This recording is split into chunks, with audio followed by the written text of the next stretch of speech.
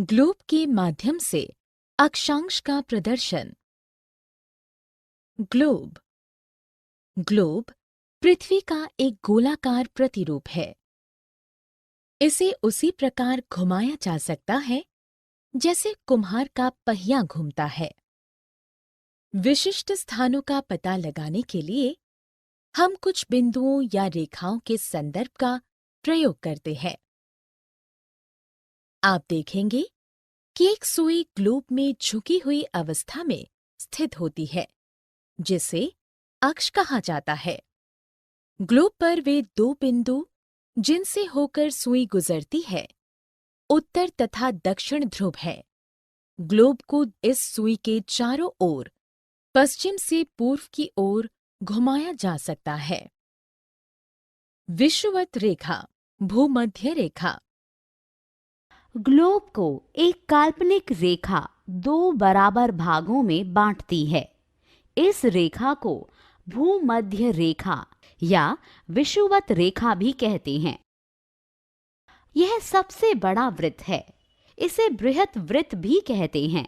अन्य सभी अक्षांश रेखाएं ध्रुवों की ओर अनुपातिक रूप से आकार में छोटी होती जाती हैं। इन्हें लघु वृत्त भी कहा जाता है।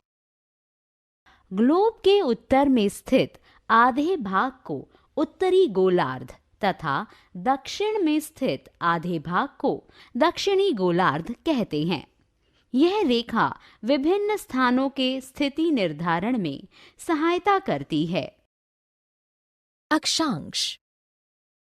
ग्लोब पर भूमध्य रेखा 0 डिग्री से ध्रुवों 90 डिग्री तक खींची गई सभी समानांतर रेखाओं को अक्षांश रेखाएं कहते हैं। भूमध्य रेखा 0 डिग्री है। 90 डिग्री उत्तर उत्तरी ध्रुव तथा 90 डिग्री दक्षिण दक्षिणी ध्रुव कहलाते हैं। अक्षांश रेखाओं को प्रायः समांतर रेखाएं भी कहा जाता है। अक्षांश के समानांतर। अक्षांश पृथ्वी के चारों ओर एक काल्पनिक रेखा है जो भूमध्य रेखा के समानांतर है। आर्कटिक वृत्त अक्षांश के समानांतर का एक उदाहरण है, जो पृथ्वी के चारों ओर 66 डिग्री 1/2 उत्तर के अक्षांश पर पूर्व पश्चिम में जाता है।